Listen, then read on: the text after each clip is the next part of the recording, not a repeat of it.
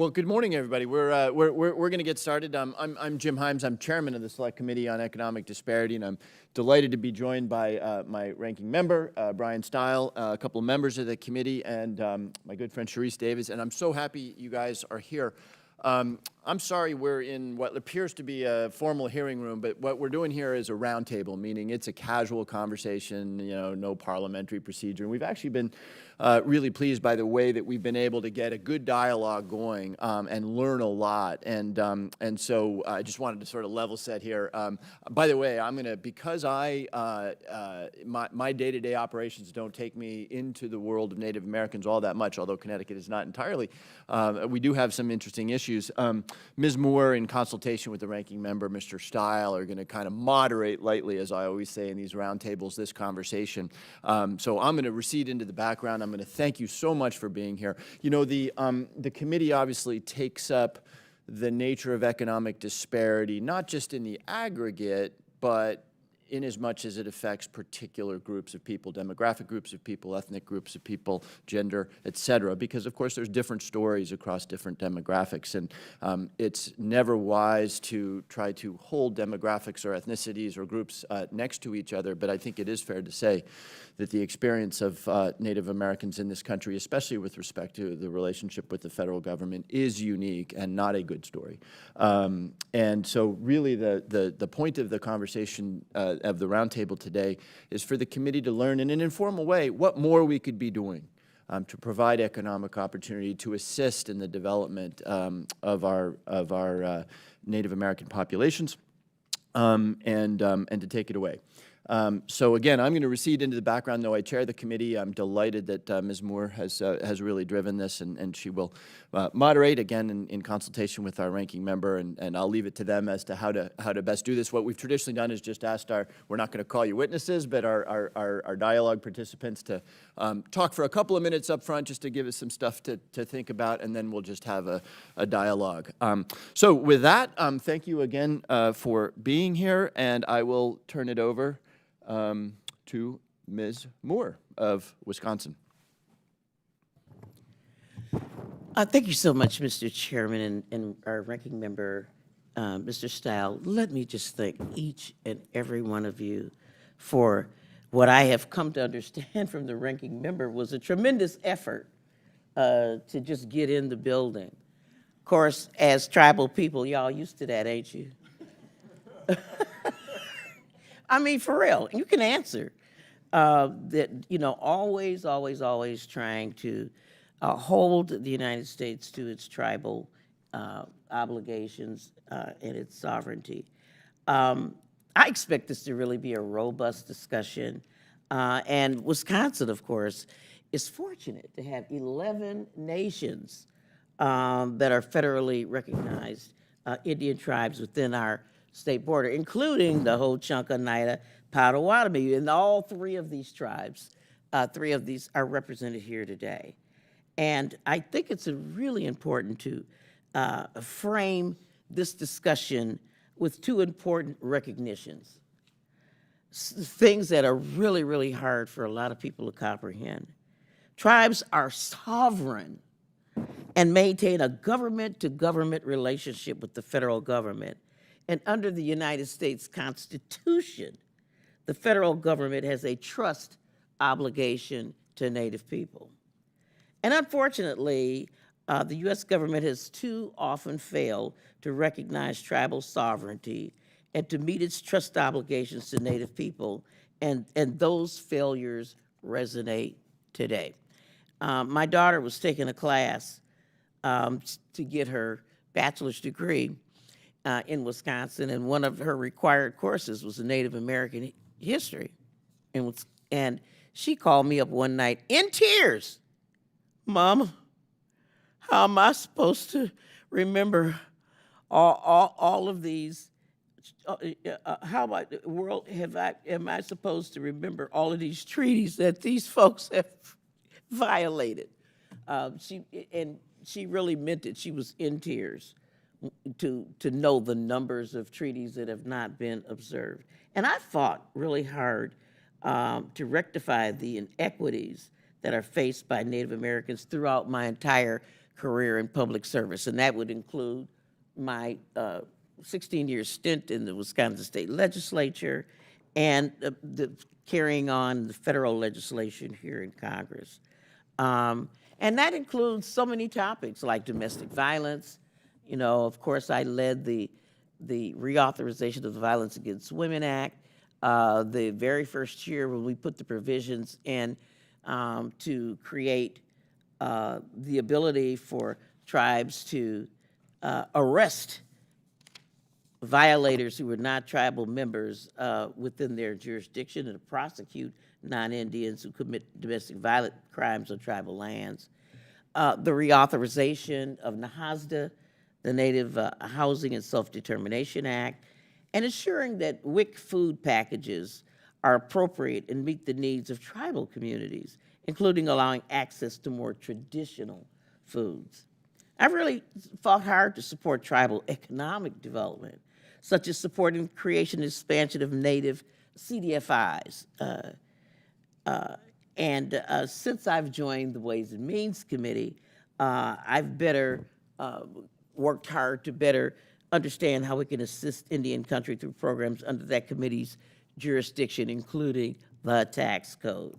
And the United States has a unique legal and political relationship with Indian tribal governments, as again outlined in the Constitution of the United States, treaties, statutes, executive orders, and judicial decisions. But too often, all of these things have been overlooked when it comes to federal policies that will have a direct impact on that relationship and the sovereignty of our nation, of these nations. History has shown that failure by the United States federal government to include tribal communities at the table has meant Native people end up on the menu. So Native Americans have the highest poverty rate among all minority groups. The unemployment rate for Native Americans is also consistently much higher than the rest of the overall population. Pre-pandemic, Native Americans had a higher unemployment rate. And in terms of employment, American Indians are among the most economically marginalized group. So we're here today for real, meaningful engagement, Mr. Chairman, Mr. Ranking Member, and consultation with these experts so we can help ensure that the federal government pursues policies that change those dire outcomes for Native Americans and fully support tribal sovereignty and economic development. Bipartisanship is generally hard to come by. Democrats and Republicans have a hard time figuring out what time it is, what day it is. But in my experience, issues related to Indian country present real opportunities to work together and put aside partisan differences.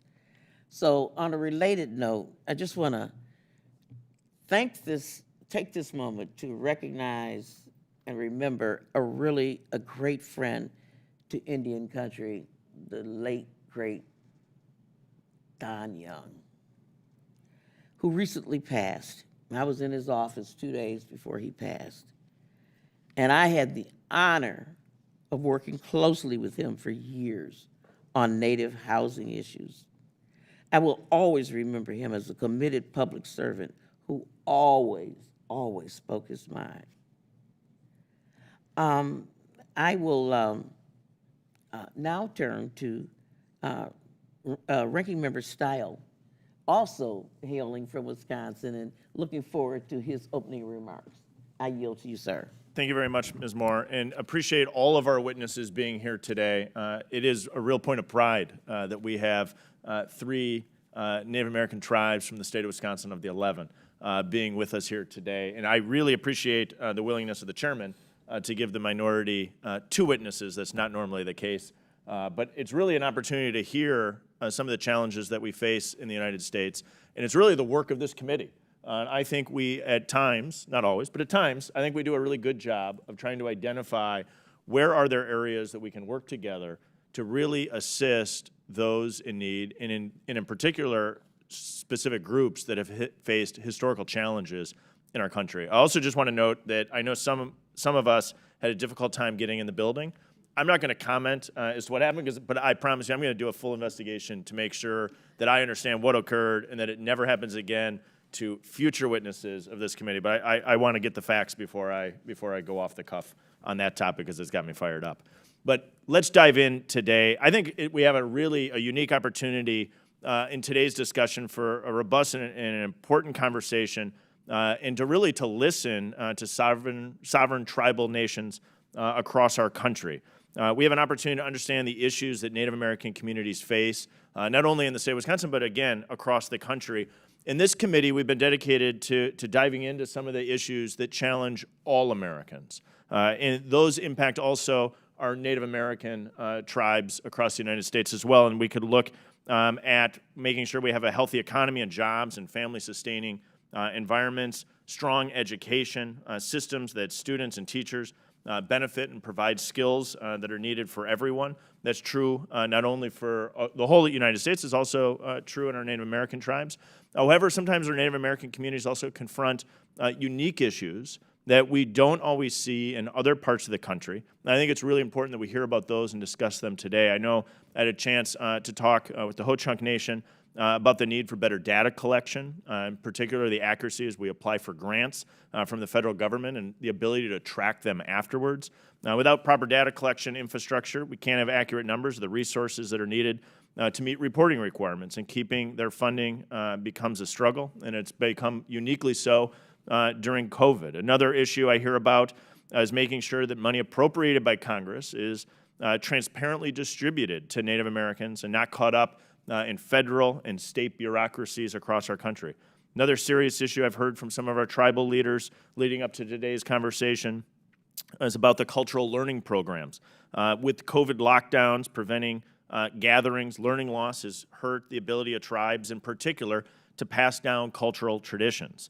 And tribes are also dealing with the economic fallout from COVID, as we are across this country. But in particular, I had the opportunity to talk with the Potawatomi tribe in Wisconsin, specifically discussing the challenges of getting the hospitality businesses in Wisconsin back on track. And admittedly, of all the conversations I've had leading up to today's hearing, probably one of the most concerning issues I uniquely heard about that uniquely impacts some of our Native American tribes is the crisis of murdering and missing Indigenous women.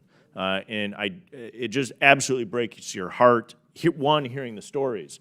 And human trafficking, as we all know, is probably one of the most evil crimes in this world. And I hope we can talk about that topic today and some of the solutions that the federal government can bring to the table on that unique and specific issue. And so to conclude, to keep it short, because I'm so excited to hear from everyone here, I look forward to hearing from all of our tribal leaders with us today about data collection, about COVID, about human trafficking. And I hope we walk away from this both listening to you, learning from you, but also with some action items that we can take here in Congress to assist our Native American tribes across this country. And so I appreciate you holding today's hearing, Mr. Chairman. I yield back. Great. Though I'm not moderating, it's a thrill to yield a couple of minutes to a good friend and somebody who really educates all of us and makes sure that the United States Congress is paying very close attention to the issues of Native Americans, my good friend Sharice Davids. I just want to say a little bit more about her. I'm sorry. I know I should have stayed out of it. Really, I do, I want to use all of our time introducing people, but she's a very special person. She is the chairwoman of the Native American Caucus in Congress, the Native American Women's Caucus. She's the vice chair. She's the treasurer. She is the parliamentarian of the Native American Women's Caucus. She's the only one, as a matter of fact, the Native American, and we're very, very proud of that. She is Ho-Chunk. She is an attorney, and she used to live in Milwaukee. So that's the reason I wanted you to yield, because I had to get that Milwaukee thing in. You know, she doesn't always remember to include that in her remarks, and I will never, ever let her purge that from her resume. So I would, she is, you know, what are Native American issues? Everything. I mean, I don't care if you're talking about transportation, Mr. Ranking Member, healthcare, murder of indigenous women, roads, bridges, energy, whatever. And so her plate is always full, on top of representing her constituents, other constituents in Kansas. And I really appreciate Representative Sharice Davis for joining us today. Thank you. Thank you, everyone. First of all, for allowing me to sit in on the roundtable. I'm not normally a part of this committee, so I appreciate that. I also apologize for the difficulty of getting into the hearing room today, and hopefully we will definitely get down to the bottom of it. And then I also appreciate Chairman and Ranking Member, and to our Chairman and Ranking Member for holding this specific hearing. I've prepared some remarks to ensure that I don't go too far over the time, and I'm not going to make any jokes about, okay. So, first of all, thank you to our tribal leaders and to the U.S. House Select Committee on Economic Disparity and Fairness and Growth for hosting this hearing today. Native enterprises across Indian country come in forms as diverse as tribal nations themselves. And Native economic development fuels not only tribal communities, but often the regional economies around them as well. While there are many successes, there are also barriers, and I am hoping and I'm sure that this roundtable will discuss those barriers today, and also the successes. There's always more we can do as federal partners to support self-determination and advance economic development in Indian country. One way to unlock economic potential is to ensure that the right infrastructure is in place. As a member of the Transportation and Infrastructure Committee, I've worked with members at this roundtable and with tribal partners and my colleagues to pass and sign into law the Infrastructure Investment and Jobs Act. We worked pretty diligently to ensure that the bill included more than $11 billion for Indian country to create infrastructure investments for our climate, our roads, to help bridge the digital divide, because as Congresswoman Moore said, all issues touch Indian country. Having the foundation in place, that foundation with the infrastructure, can be a vital tool for increasing access to opportunity. And I believe that with the right policy, we can set a groundwork for serious economic growth over the next decade. Additionally, votes are called. Just kidding. I don't know what the buzzing is. Additionally, the legislative intent of these programs is to uphold tribal sovereignty and provide flexibility for tribal governments to use resources that are going to best fit their individual communities. And as co-chair of the Congressional Native American Caucus, I'm working with my colleagues in a bipartisan way to ensure that the administration implements the laws that we have passed in the way that Congress intended.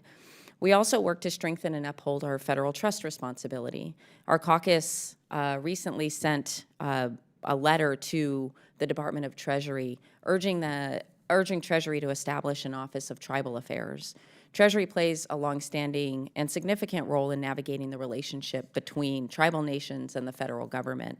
Treasury manages several programs that make decisions affecting tribal nations and their citizens. Recently, that role was expanded even further when Congress delegated the authority to Treasury to distribute funds from CARES and the American Rescue Plan funds. Establishing an office led by individuals with an expertise in tribal government and tribal governance in tribal economic development and policy will provide Treasury with the ability to further fulfill that trust responsibility to tribal nations, and will in turn help strengthen our economies across Indian country. And each and every single member of Congress has an obligation to uphold our federal trust responsibility to tribal nations. And I'm looking forward to our continued partnership with this committee, with our tribal leaders, making sure you guys can get in the building, and then we can talk policy, and so that we can break down those barriers and expand opportunities for American Indians, Alaska Natives, and so that folks can have that chance to economically prosper. So thank you again to Congresswoman Moore, whose district I did used to live in as a teenager. I was at Pulaski High School for a little while, and I'm looking forward to learning more and hearing about the ideas that you all are bringing forth. Thank you, and I yield back.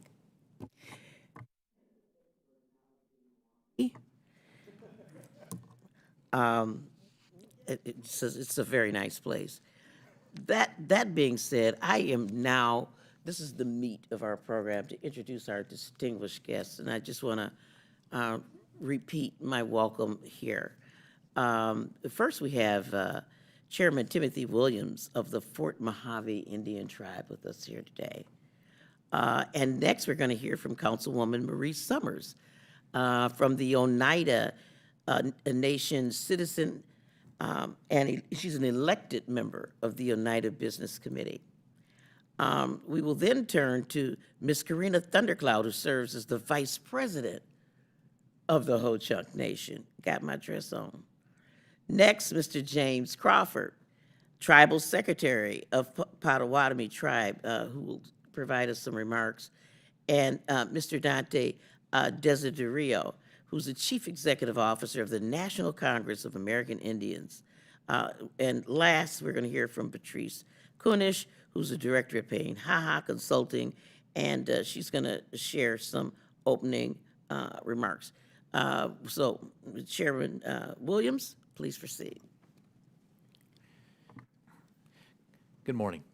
Tribal leaders, Chairman Himes, Ranking Member Stile, Congresswoman Moore, members of the Select Committee, and tribal representatives. I'm Timothy Williams, Chairman of the Fort Mojave Indian Tribe, and a member for the Intertribal Association of Arizona, a consortium of 21 tribal governments located within Arizona. It is my privilege to speak to you today on their behalf. I greet you on behalf of the Fort Mojave people. The people of Fort Mojave are the people of Ahamakav, the people by the river. We have lived along the Colorado River since time immemorial. Our home now sits at the convergence of 3 states, including California, Nevada, and Arizona. My fellow tribal leaders and I appreciate having this opportunity to address the members of the Select Committee. I want to talk briefly about the 22 tribes who call Arizona their home. Today, tribes in Arizona in control of approximately 28% of the land base within the state. Socioeconomic conditions vary from reservation to reservation.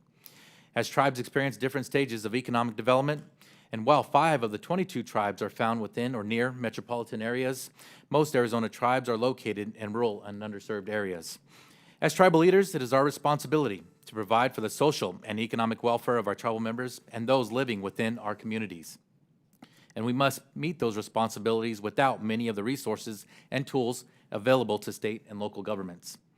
For example, state and local governments rely on taxation to raise revenue, to open new schools, hospitals, or to fund public safety and medical transportation services. It is through this funding source that essential services are provided to make state and local governments work for the health and safety and well-being of the people. For tribes, however, one of the only revenue sources that we can create to provide those same essential government services to our tribal members is through businesses and enterprise development. A growing concern is state governments challenging tribal sovereignty through attempts to collect even more tax revenue on tribal lands. Fort Mojave, along with the Intertribal Association of Arizona, Navajo Nation, National Congress of American Indians, and various other tribal entities strongly oppose such state efforts and recently submitted an amicus brief in the taxation case of South Point Energy, LLC, and Arizona Department of Revenue. The South Point case involves the Arizona Department of Revenue charging an ad valorem tax for an energy project located entirely on tribal lands. The state has no nexus to the development. Similar to the other tribes in Arizona, Fort Mojave's economic enterprises help fund the development of tribal utilities, rural telecommunications services, healthcare, and education centers. Revenue from our enterprises has also allowed us in Fort Mojave to build a dialysis center, wellness center, new school, cultural center, and housing development with our own funding. Many tribes serve as the largest employer within the region where they are located. Our tribal enterprises employ hundreds of tribal members and non-tribal individuals from the surrounding communities. Like the states where we live, many of our tribal enterprises' operations depend on tourism and travel and recreational activities, all of which were severely affected by the COVID-19 pandemic. In recent years, tribal sacred sites have also been under attack by disregarding the laws meant to protect these ancient places. Since time immemorial, these sites have been here and are culturally significant to the tribes in the states where they are located. Fort Mojave Indian Tribe seeks a national monument status for our most ancient sacred site of Ikwame National Monument and/or Spirit Mountain. The protection of our cultural assets is of paramount importance for the Fort Mojave Indian Tribe and all indigenous people throughout Indian country. Looking to the future, I believe that one of the economic drivers for more prosperous tribal communities is the development of renewable energy and technology on reservation land. The drought on the Colorado River has caused a significant concern as the reliance on hydroelectricity in the future is in question.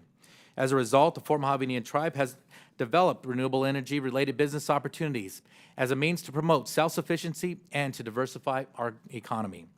I hope this committee will work with us to find solutions to state policies that make these types of projects challenging to develop on tribal lands. The threat of state taxation on energy projects found on tribal lands is one such policy that must be revised for some of these innovative projects to move forward. American Indian people continually display a resilience born out of our will to survive despite the hardships and struggles that have come our way. The tribes represented here today have existed since time immemorial and will continue to exist for generations to come. Thank you, and I look forward to today's meaningful discussion. Oh my God, he did that in less than 5 minutes. Can you do some training for members of Congress? Absolutely. All right. Thank you. I think we're eager to hear from our Councilwoman Marie Summers for 5 minutes. Chairman Himes, Ranking Member Style, Congresswoman Moore from Milwaukee, and other distinguished members of the committee. Sigui swagwek wa una de yalo ninyu get soniote aiga nai waganyata ni get the loda. Hello everyone, my name is Marie Summers. I am of the people of the Upright Stone, and I am from the Turtle Clan family. Currently, I serve as an elected councilwoman for Oneida Nation located in Wisconsin. Yonko for hosting this roundtable. Far too long, Indian country has been forgotten and overlooked. I appreciate that there is a movement toward making change. The sad reality is that even 20 years of federal policy that respects tribal sovereignty and self-determination has not been able to undo the damage of the last 2 centuries. But I understand the need to continue our work, and this discussion is another step toward the road to progress. The Oneida Nation is located next to the city of Green Bay, with a portion of the city located within the nation's reservation boundaries. The nation's reservation totals 65,400 acres, with the nation owning approximately 42.5% of the lands. The nation has approximately 17,300 enrolled tribal citizens living across the world. About 8,000 of our tribal members live on or nearby the reservation, with our second highest tribal member population living in the Milwaukee, Wisconsin, and Chicago, Illinois area. The nation's reservation is intersected by 2 counties, 8 school districts, and 8 municipal governments. In 2017, St. Norbert's College Center for Business and Economic Analysis performed a study on the nation's regional economic impact and determined that our regional economic effect was $744 million. Of the $744 million, our economic enterprises such as gaming, hotel, construction, financial services, recreation, and agriculture attributed to the creation of 3,304 jobs and approximately $510 million in total economic output. Although the economic impact study is a good indicator that the nation's economy is stable, we also know we are in a good position to take advantage of more opportunities. Our reservation is a prime location with access to major highways such as I-29 and I-41, waterways, the Bay of Green Bay, an international airport, Austin-Straubel Airport, and yet we continue to face barriers. As the nation continues to zone and develop our lands, questions around the existence of the nation's reservation, boundaries, jurisdiction have led to a relationship that fosters litigations with one of our 8 municipal governments. Although the nation continues to prevail in litigation and has favorably entered into a cooperative government agreement with our local counties and municipal governments, the litigation nature of one municipal government continues to delay projects and deters working partnerships in advancing community and economic development. The Oneida Nation recognizes that a part of the economic renaissance at Oneida began with the passage of the Indian Self-Determination and Educational Assistance Act. This law ushered in the era of self-governance.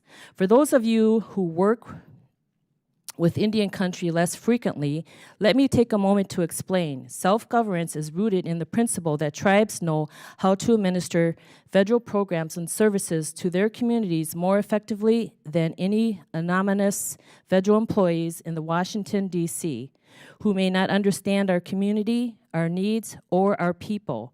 Self-governance allows tribal nations to exercise their inherent rights to self-govern by negotiating agreements with federal agencies that authorize tribal governments to deliver federal resources and services to their citizens.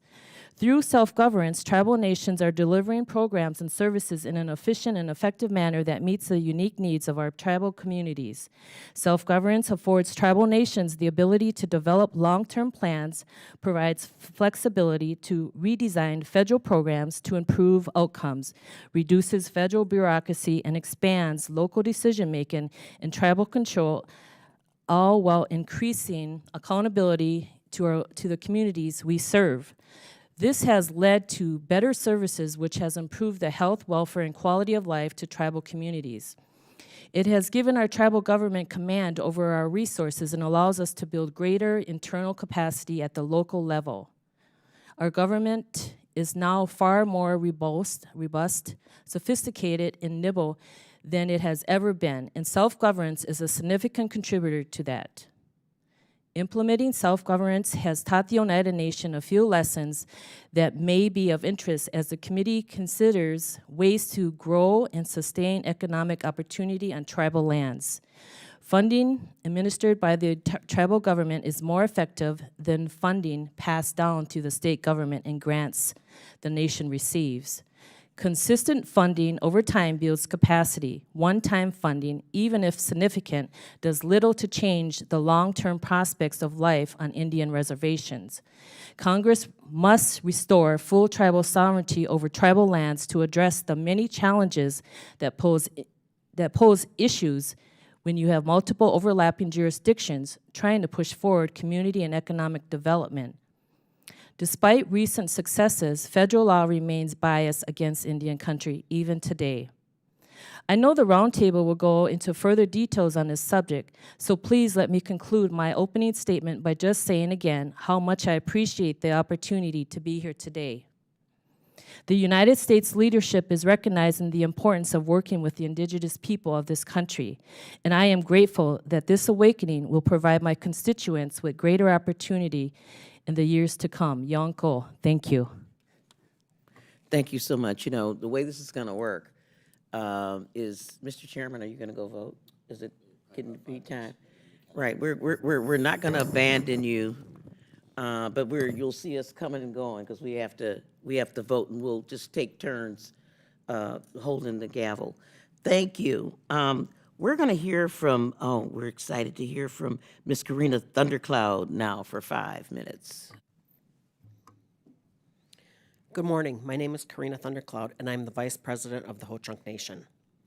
I'd like to thank Ranking Member Stile, Representative Moore, Chairman Himes, and the members of the Select Committee on Economic Disparity and Fairness and Growth, and for letting me join in today's discussion on economic empowerment for Native communities.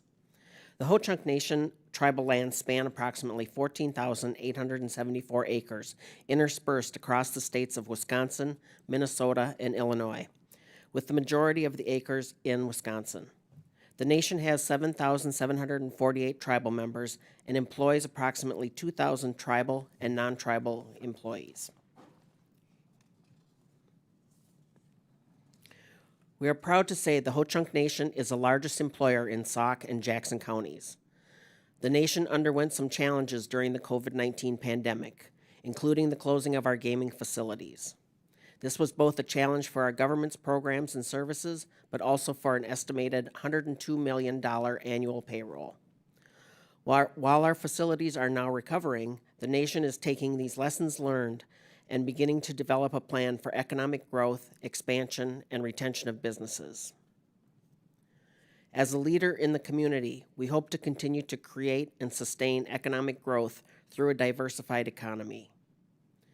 We were the first to create a Hearth Act ordinance that allowed the nation to enter into leases for agricultural, business, and residential purposes without secretarial approval.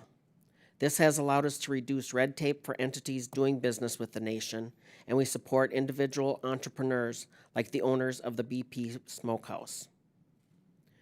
Currently, the nation is working in partnership with the Economic Development Administration on a comprehensive economic development strategy. Throughout the discussion today, I expect we will find there are instances that are unique to Indian country, such as clarifying that the Non-Intercourse Act does not apply when an Indian tribe alienates or otherwise encumbers tribally owned fee simple land to non-Indians. And we would encourage any specific suggestions for Indian tribes to be included in this select committee's final report at the end of Congress.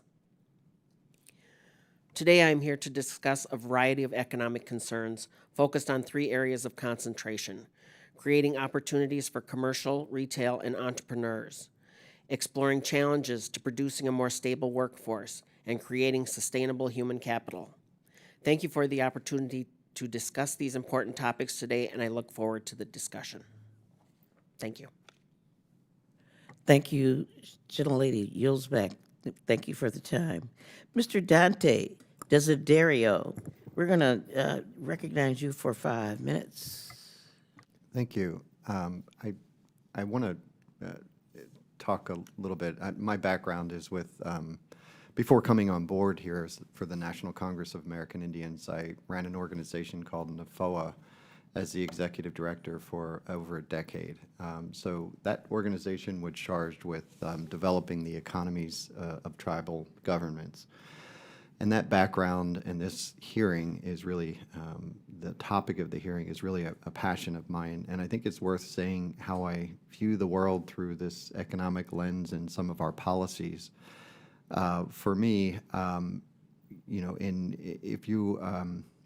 I equate it to farming or water. So if you're set out to be a farmer and you go out and buy the best equipment and you have good lands and you have good workers and great silos and barns and all of that, you will fail if you don't have access to water.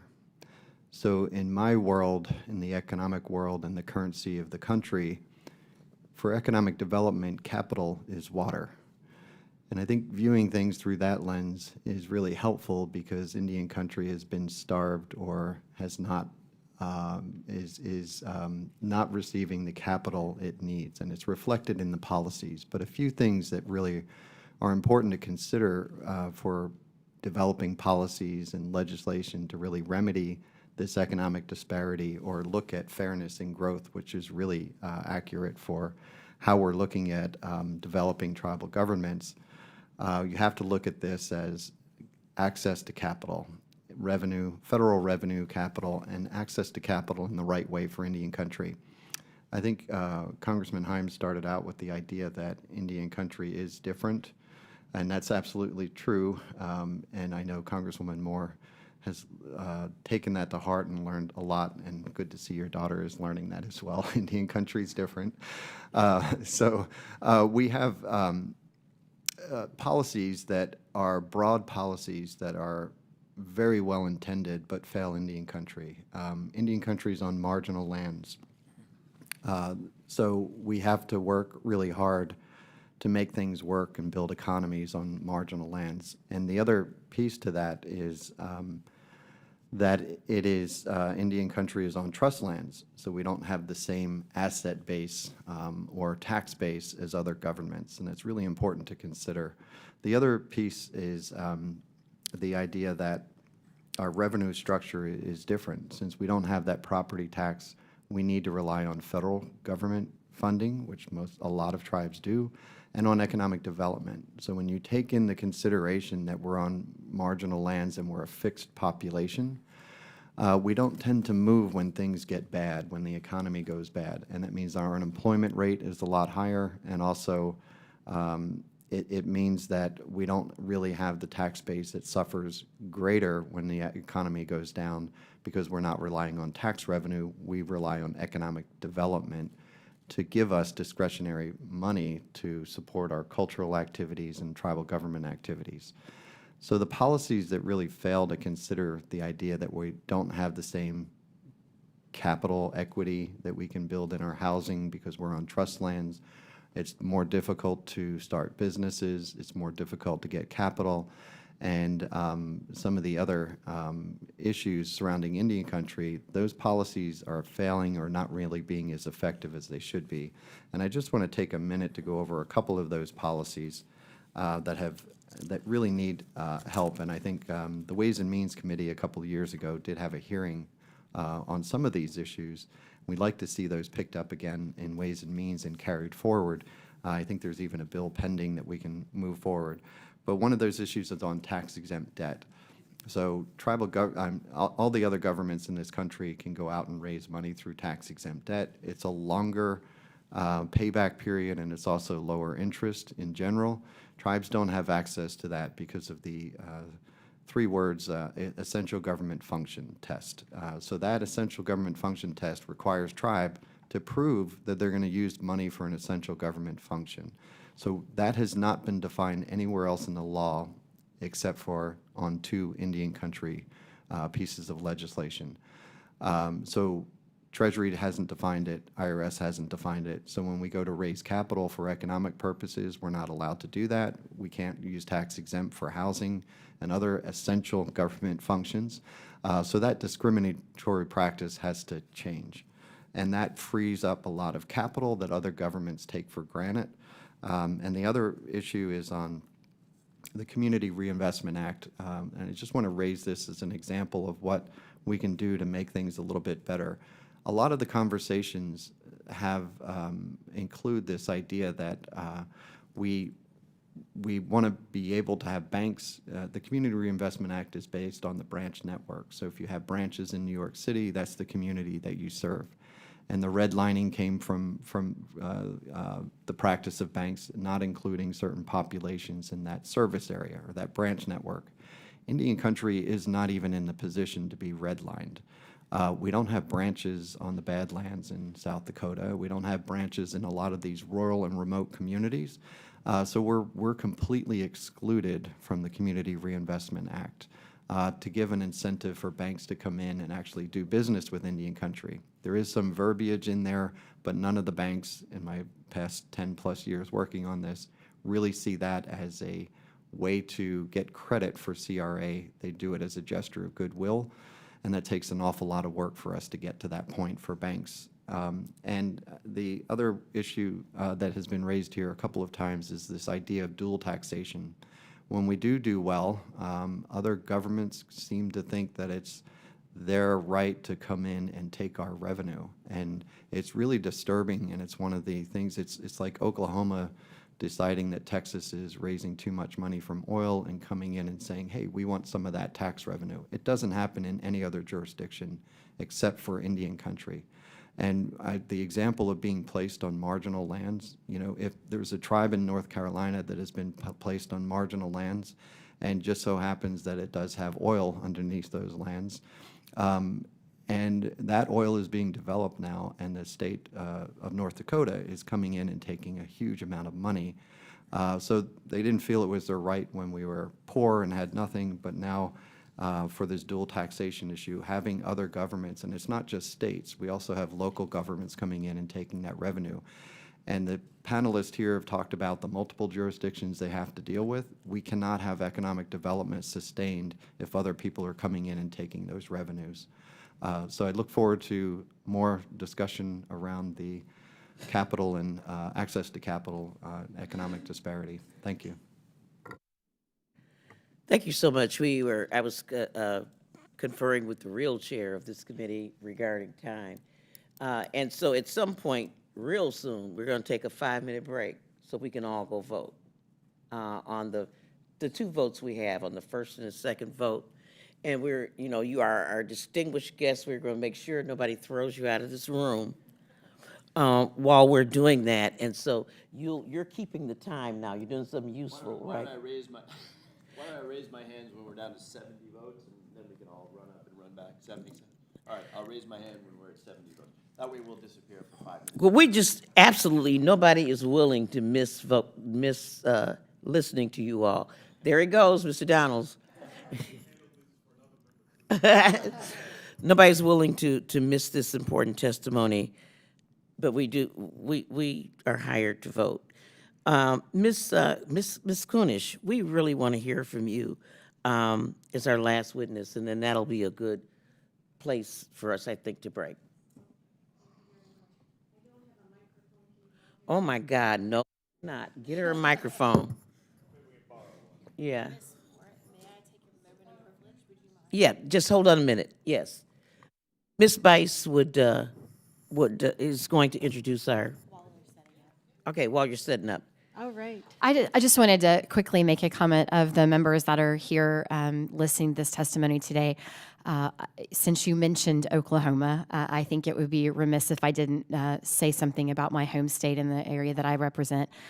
Oklahoma is home to 39 tribes and the 5 civilized tribes, and so it's great to hear your testimony. And as a member of the state legislature prior to being elected to Congress, I worked closely with our tribal communities to ensure that we were partnering with them on the state level, and so we appreciate having all of you here to inform those of us that may not have as much perspective on tribal issues on how these members can assist. So thank you, Madam Chair. Thank you. And then we do have Mr. Crawford. I am definitely, I know you. I ain't playing. I'm not going to miss hearing from you. But Mr. Real Chair, how should we deal with those last 2 witnesses? We can't hear from both of them before we need to vote. I think we probably have 5 minutes, and then we'll need to go. So why don't we, I'm going to raise my hand when there's 70 non-votes, and then whatever that is, we'll go then, if that makes sense. Okay. Let's Fantastic. Ms. Kunish, proceed, please, for 5 minutes. Thank you. And Peitawaste, Mr. Kuapi, Chairman Himes, Ranking Member Stile, Congresswoman Moore, Congresswoman Rice, and members of the committee, tribal leaders here at the table with me.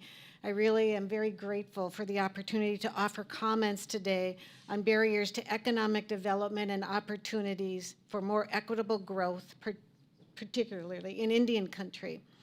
My name is Patrice Kunish. I'm the director of Pehinhaha Consulting, a member of the U.S. Treasury Department's Community Development Advisory Board, focusing and representing Indian country at large, and I'm a development officer at the Native American Rights Fund. And before this, I was the founding director of the Center for Indian Country Development at the Federal Reserve Bank of Minneapolis, where we really delved into economic data and such. In all of my work, my primary purpose is to help Native communities build more sustainable economic systems and thriving communities. The ability of tribes to develop robust and sustainable economies, I think, depend on 5 factors and forces. 1 is community health and well-being. 2, the sufficient housing and the possibility of home ownership. 3, education, and especially the all-important early childhood education. And 4, entrepreneurial opportunities. The 5th, which we've heard a lot about this morning, is self-governance. Research has shown that the best social and economic outcomes result when tribes themselves pursue these objectives And indeed, self-determination is the only federal policy that has ever produced positive and sustainable results. In my short time here today, I'd like to frame my remarks around 3 barriers to sustained economic development. The first is persistent poverty and inadequate infrastructure. The second is property rights and the stifling land use regulations holding Indian country down. And the third is the limited access to credit and capital. These are the sticky residues of generations of corrosive federal policies, and removing and ameliorating them will go a long way to ensuring that Native people have real opportunities to reach their full potential. Reservation-based populations have persistently been amongst the poorest in the United States. Poverty conditions, and exacerbated by overcrowded homes and poor access to health care, have created the most acute vulnerabilities to COVID-19. In Indian country, Native people have suffered the highest rates of infection and the highest rates of mortality. And worse yet, Native children have been orphaned by COVID more than any other population. Indian country's public health emergency exposed its long-standing housing crisis as well. COVID spread like wildfire through many reservations because of severely overcrowded homes and housing without adequate sanitation. And while the CARES Act Imminent Threat Program provided several tribes with funds to build a few more homes, Indian country needs at least 200 more housing units. This estimate predates the 2020 census, which shows an 87% increase in the total Native population, from 5.2 million to 9.7 million. About 60% of Native people live on or near reservation homelands where the demand for home ownership is very, very high. Let me just ask you to pause. I think if we all leave right now, we'll be able to be back in about 5 to 10 No minutes, problem. but otherwise we'll miss this, but I'm sorry to cut you. We can resume later, absolutely. So we'll take a. Sorry about that. Not a problem.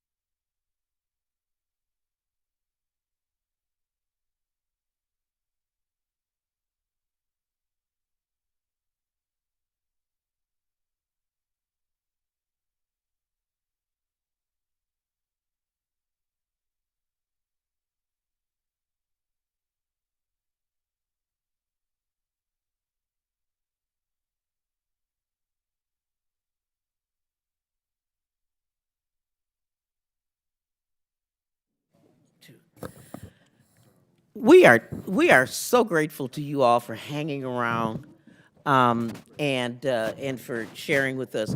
I ran back practically because I just want to make sure that we give you all the time that we needed. I think we interrupted your testimony, Ms. Kunish, and so we really do want to finish hearing what you have to say. Thank you. Thank you very much. And I'll just sort of pick up where I left off then, all right? Okay.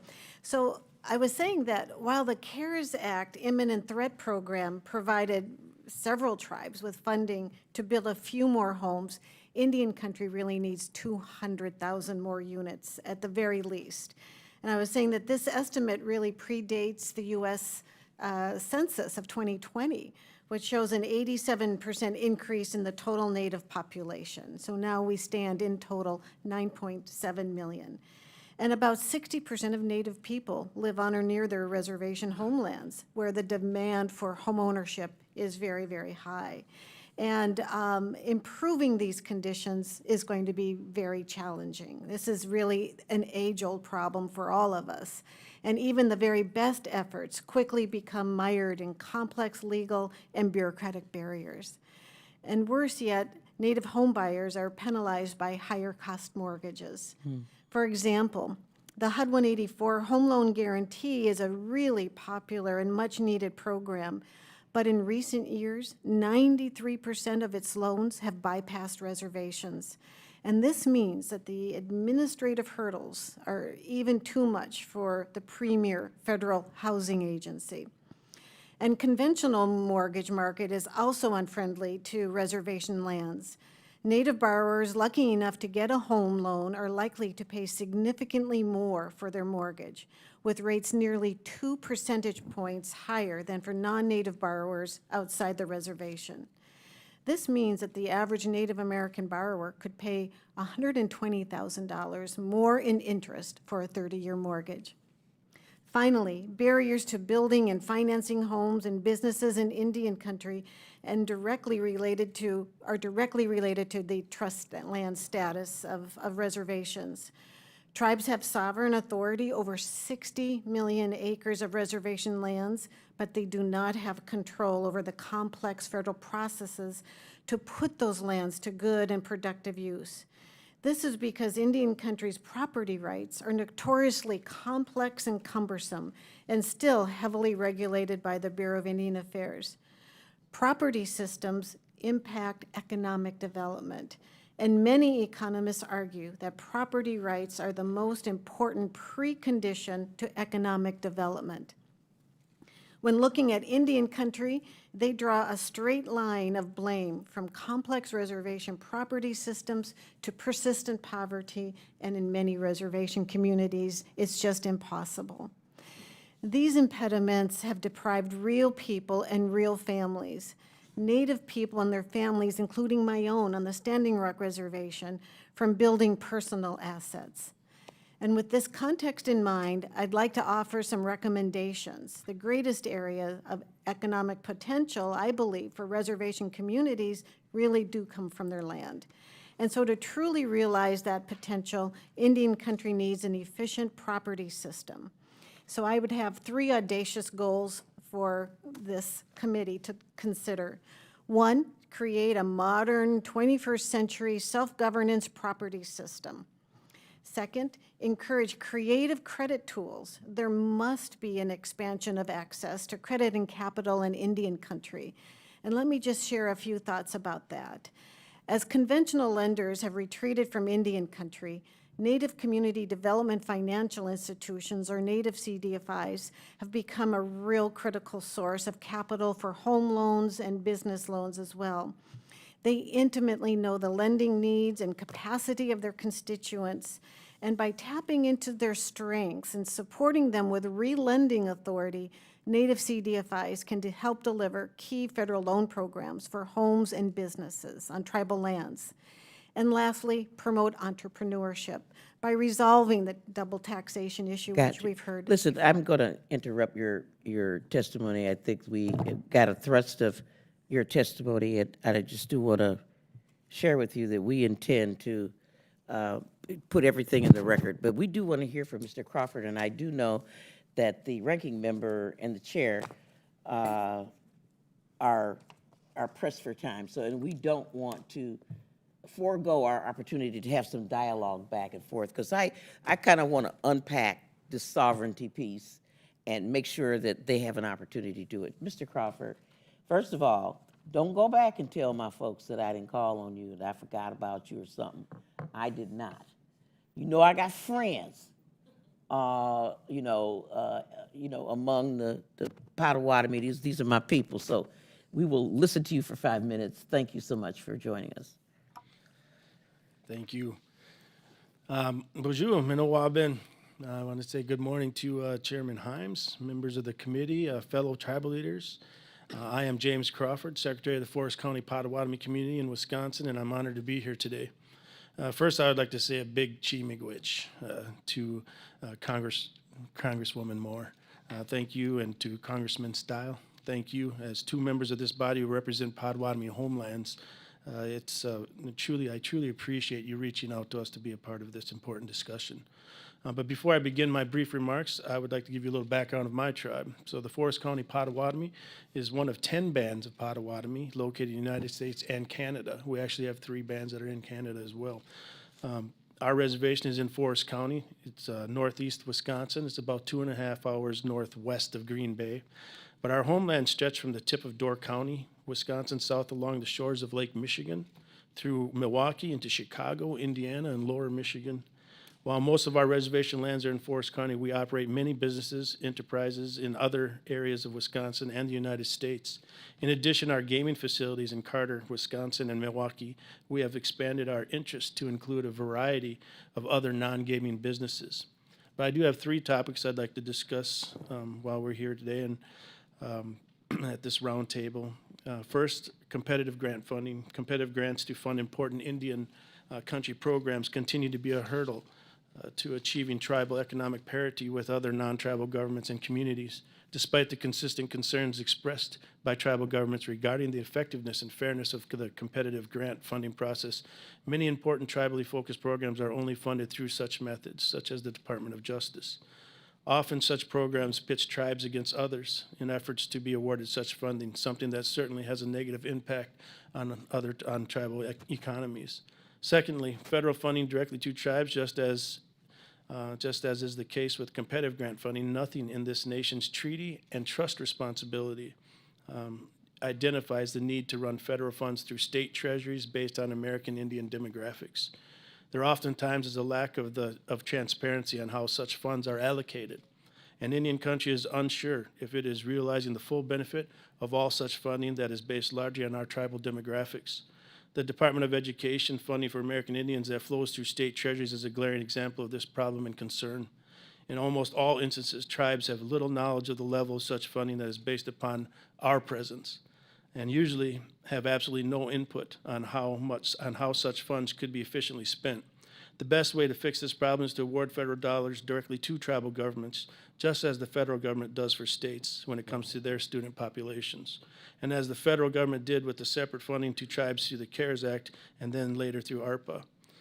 I would also like to say that, and some of this had been brought up earlier, but I believe that to help Indian country, across the United States, to create incentives. Let's incentivize building on our reservations. Let's encourage companies to build their manufacturing plants or whatever it may be on those places. As was mentioned earlier, we at tribal governments, we've been put in many places that are not really great for business, and we don't have the infrastructure to give TIF and TID districts and things like that to help bring businesses to our land. So if we could maybe get together and come up with a way to do that. Let's incentivize people. When we see jobs leaving our country, going to Mexico or somewhere else, why not call up a tribe? Why not find out if we can help out in that process and keep those jobs in our borders? So I would just thank you for giving me the time to come and speak. I appreciate the opportunity to be here. Miigwech.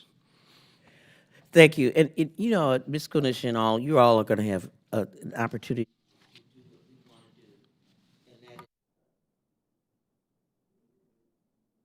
I have an opportunity to have a dialogue. I just want to frame this Because to some extent, I feel like you guys are just so enmeshed in being Native Americans and Indians and sovereignty that it's really hard to translate that into plain old English. Here's the problem, Mr.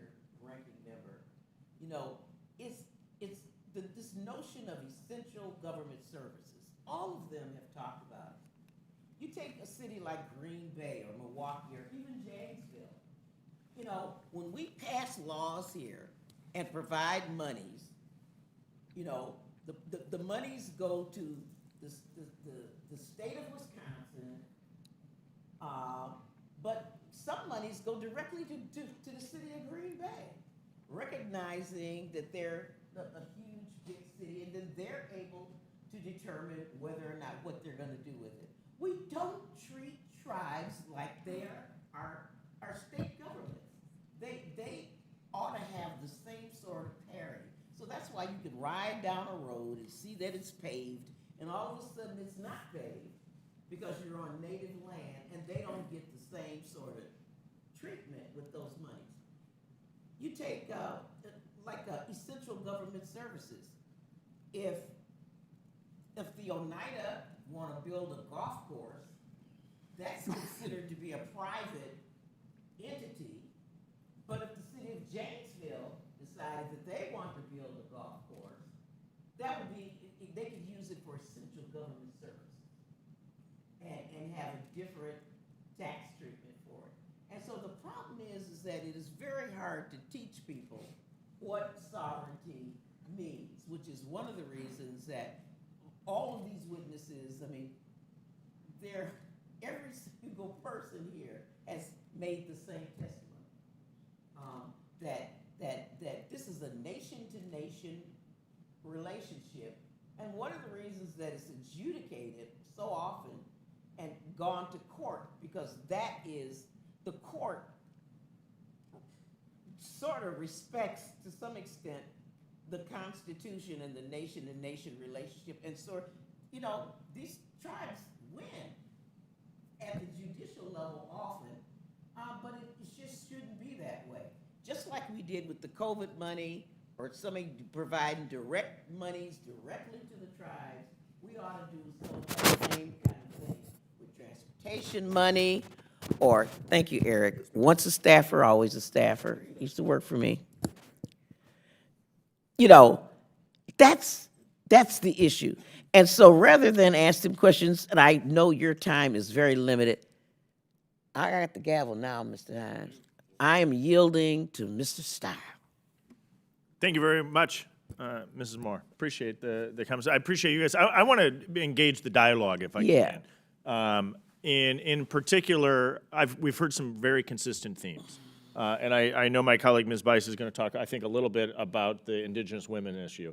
So I'm going to park that for a moment, but I'm going to listen to that dialogue, but I'm going to let Ms. Bice take the lead on that. I want to jump into economic development in particular on our native lands. We've heard some of the challenges that native lands face.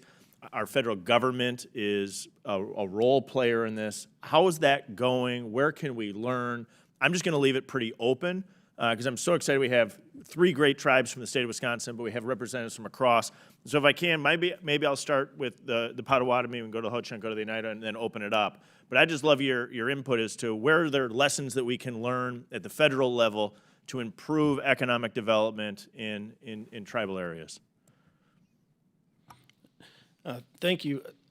Again, I get back to the idea of incentivizing building business in tribal properties. Many of our reservations are in areas where it's very hard to, we don't have, a lot of tribes don't have the ability to create the infrastructure to even bring business into their community much. So I would really see that as an important step, is to incentivize building on reservations, bring business there for 20, 30 years, help them learn.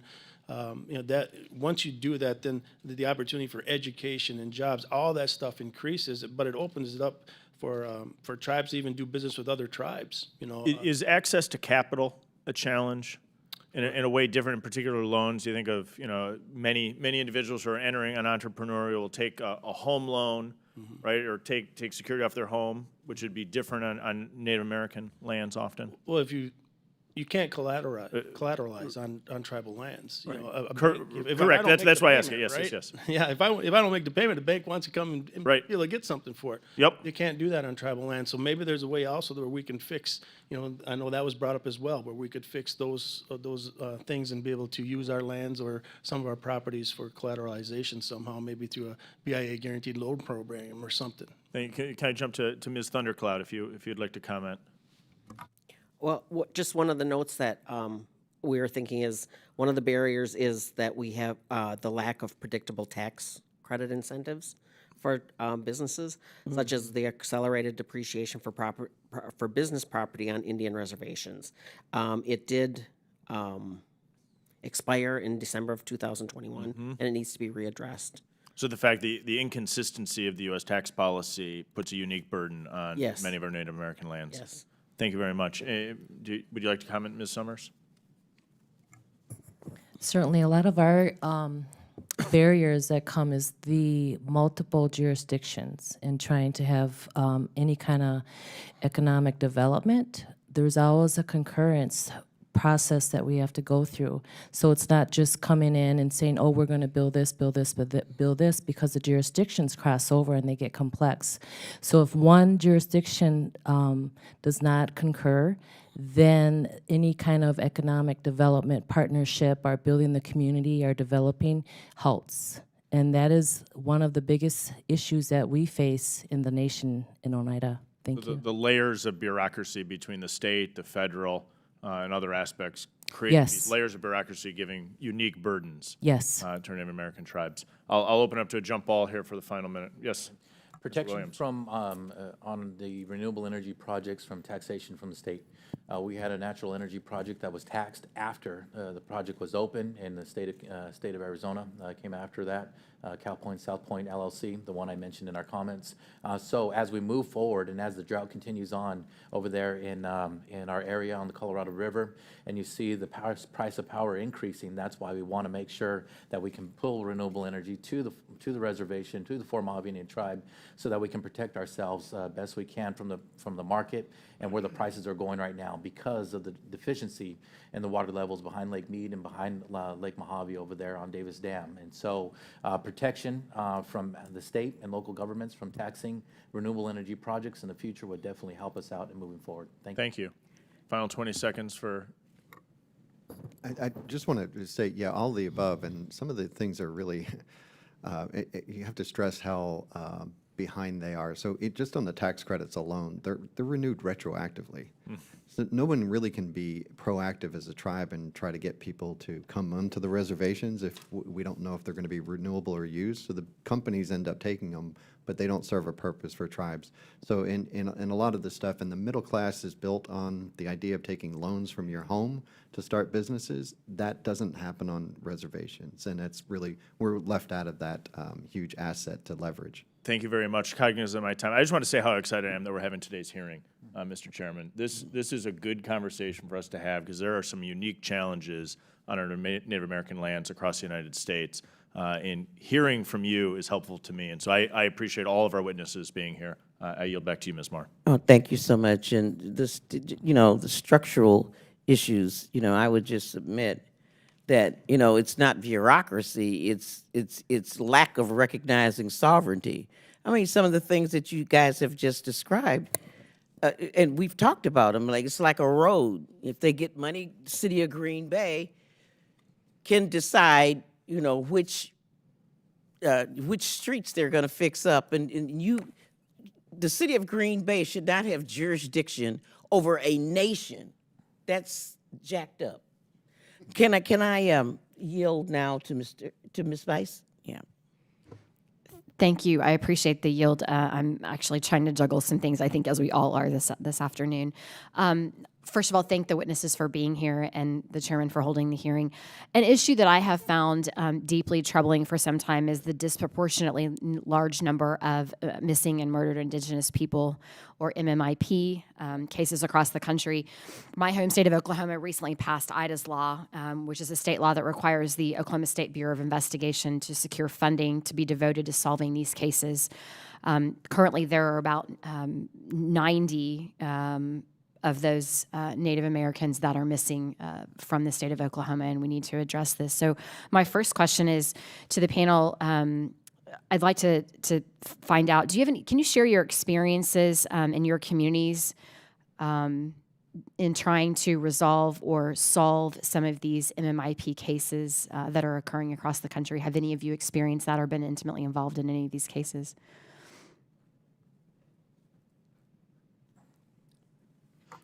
I would just like to offer, one of my sisters is a senator in the state of Minnesota legislature, and she put forth a law, I think similar to the one in Oklahoma, to study, and we don't have the data to really back up and understand the depth and the breadth and the length of this. We have an experience in our family, which is really motivated us, but we need to have the data. And then what we've also heard is we need the political will to put together the resources, and it sounds like you've done that in Oklahoma. But as we've heard, for example, from Councilwoman Summers, this is a multi-jurisdictional issue, federal, tribal, and state. And so there really needs to be delving into how do we encourage more cooperation, data sharing, and resources.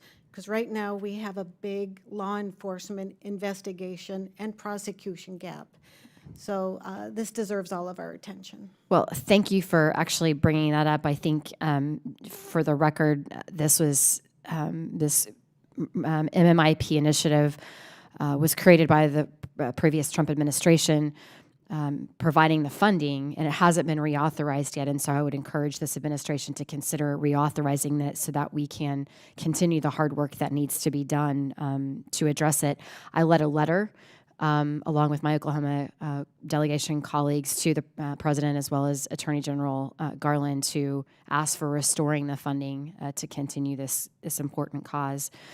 I want to pivot just slightly to another topic, and that is research. I am very honored to represent the Oklahoma Medical Research Foundation in downtown Oklahoma City, and they are doing some amazing work that is specific to Native Americans, and that includes research on diseases that for some reason tend to impact the Native community more than others. Things like diabetes, as well as lupus and rheumatoid arthritis. My question is, do you think that there are areas of greater collaboration with the medical research community that we can continue to grow that are specific, maybe issues that are specific or diseases that are specific to tribal members?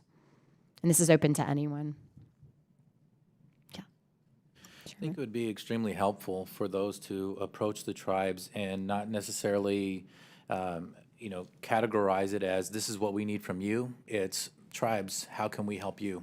Changing the dialogue, I think, would really be helpful because it fits into a point, and we're extremely private with our information and how we go about our health information. So I think if the research was done in a sort to where you could really see the benefit taking place for the tribe from those resources that are there, I think it would be helpful. That's actually a really great point, and I would maybe elaborate a little bit. The Oklahoma Medical Research Foundation actually has partnered with two of the tribes in Oklahoma, the Cherokee and Chickasaw, to engage their medical community as well as their Native American population to try to get collaborative research done in these important areas. So it's a great point. Anyone else, maybe with the last few seconds, want to?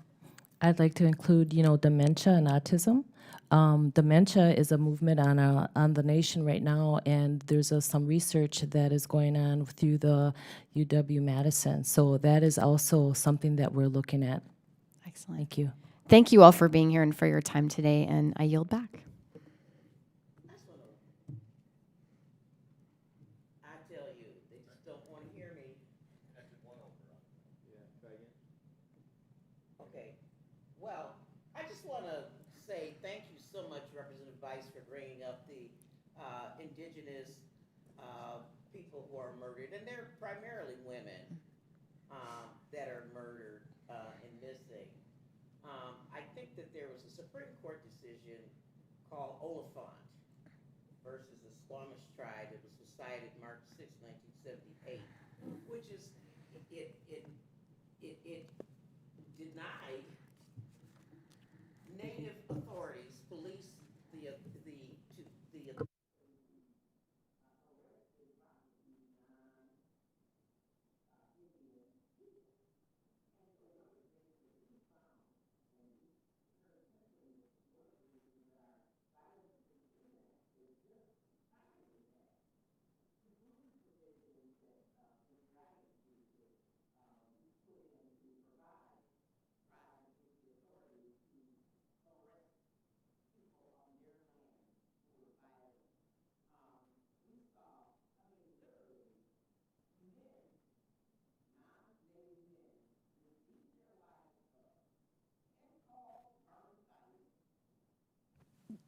would call Barney Fife up or somebody from the county, the woman might, and nobody had the jurisdiction to arrest them.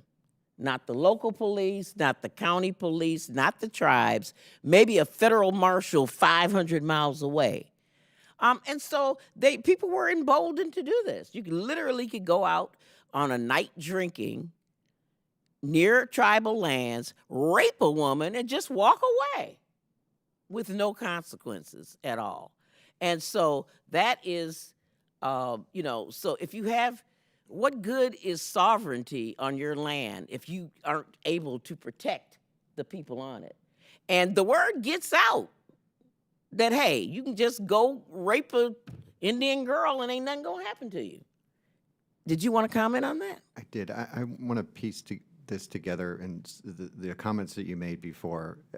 The idea that tribes should be treated as governments, that one of the fundamental pieces of being a government is protecting your own people, or being able to tax and being able to raise revenues to do government services.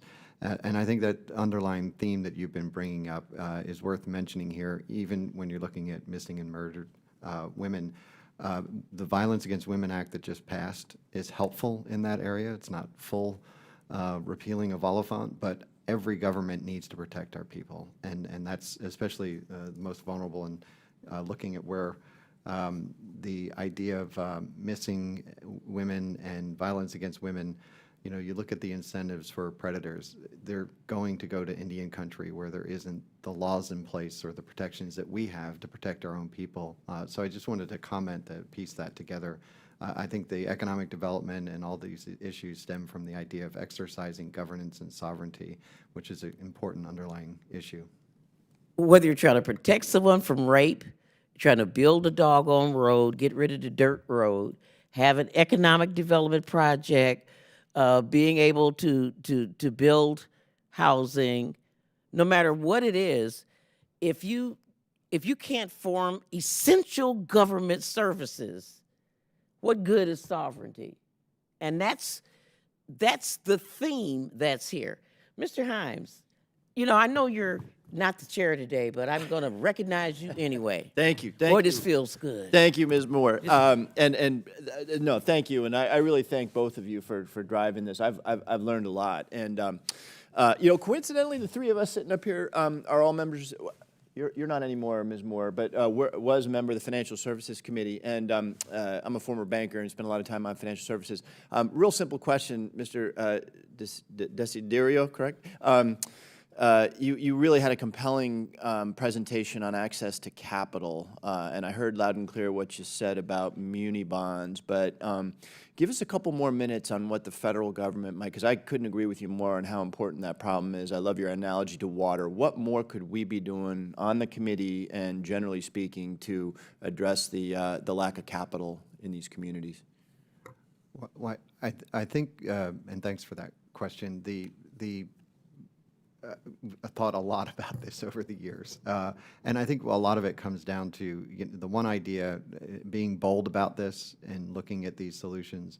It's almost as if we need a development bank for Indian country, and we need a development bank for different reasons than most, because there's some more elements here that we need to include here. So just the capital alone, the banks will feel comfortable if they're going in on these projects and everything with other capital. So just providing that is going to be important. But just like the World Bank, they don't just give a country this capital and expect them to do miracles and work these things out.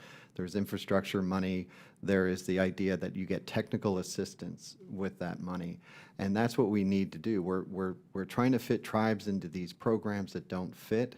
We have access to tax credits, but we don't get them. We don't get them because the people reading these projects don't understand Indian country.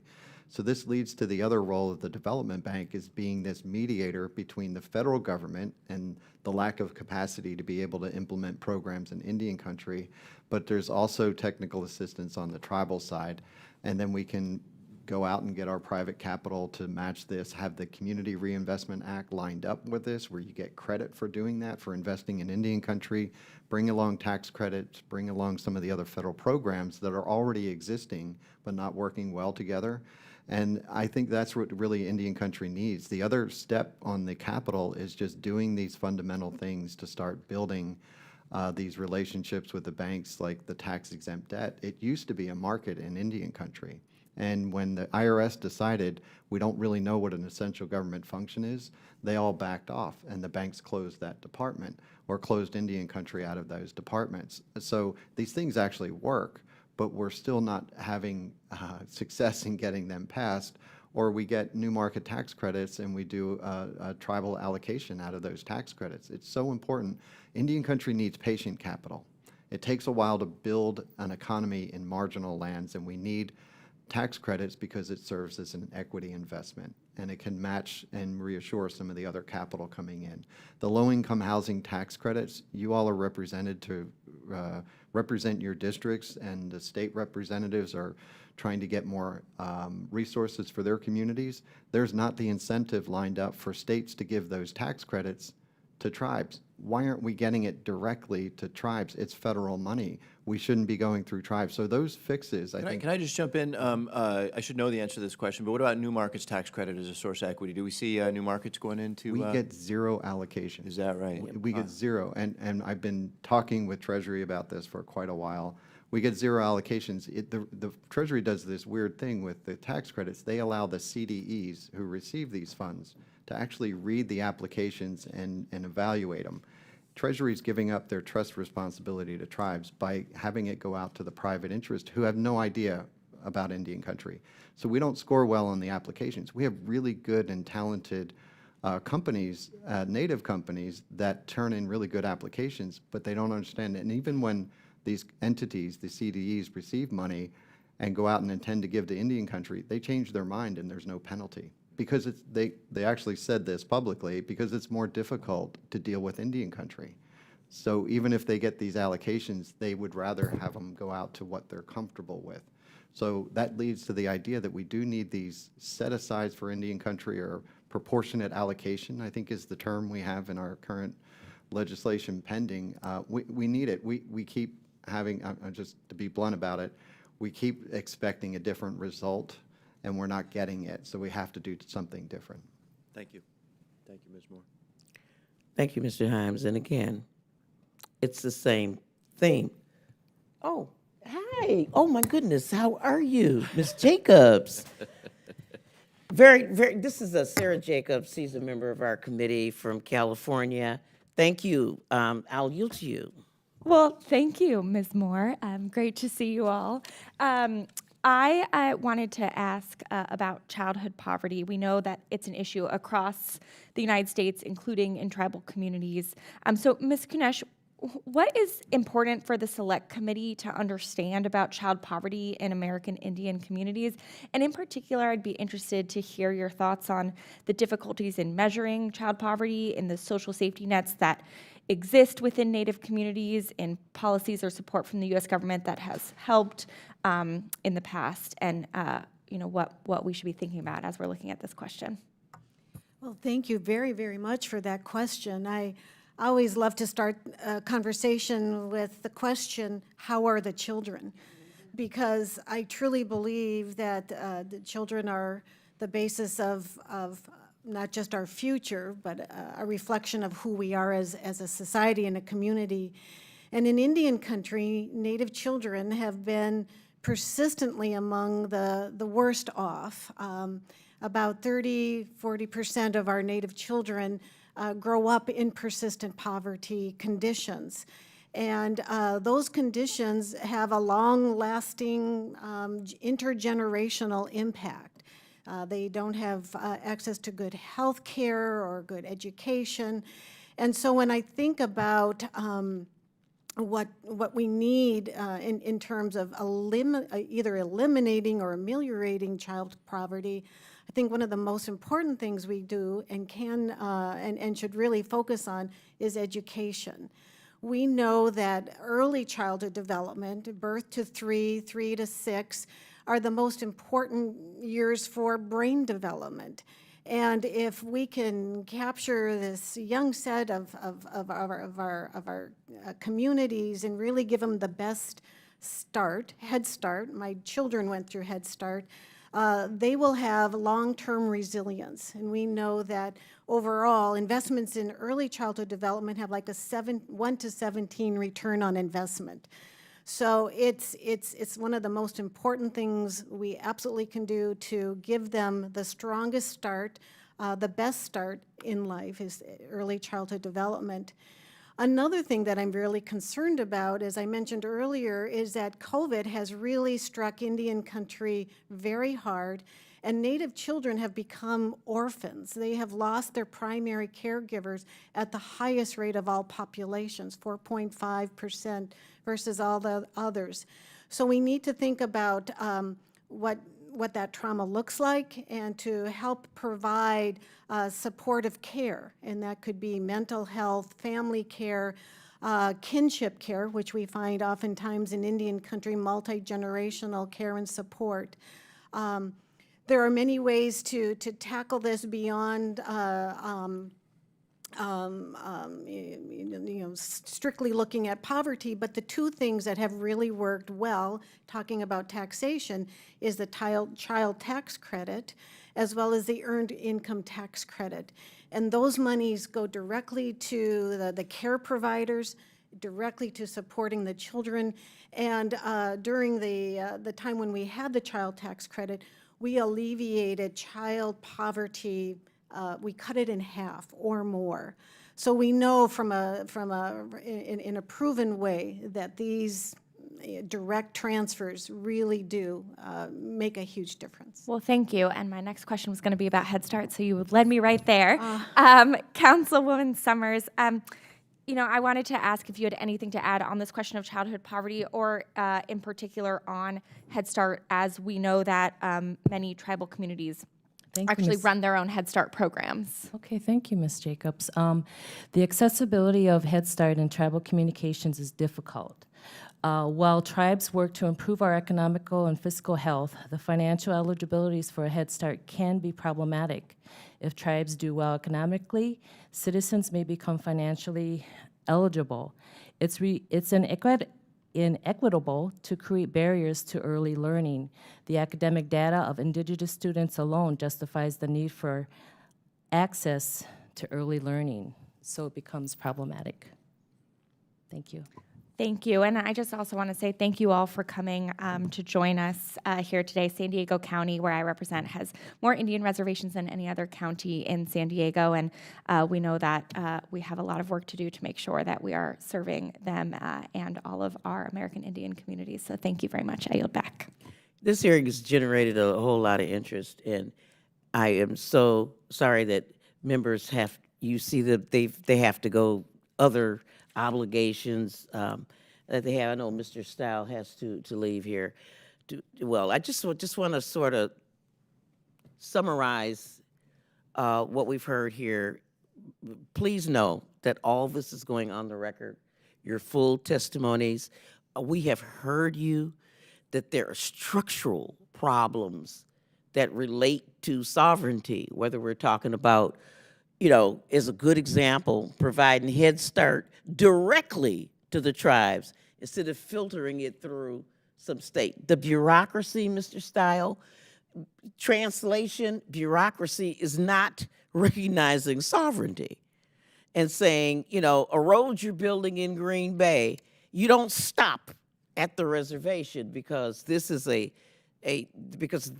yet another government that ought to have access to those funds. The new market tax credits, just like we allocate a certain amount of them to the state, we can allocate a certain amount of the new market tax credits to tribal lands as well.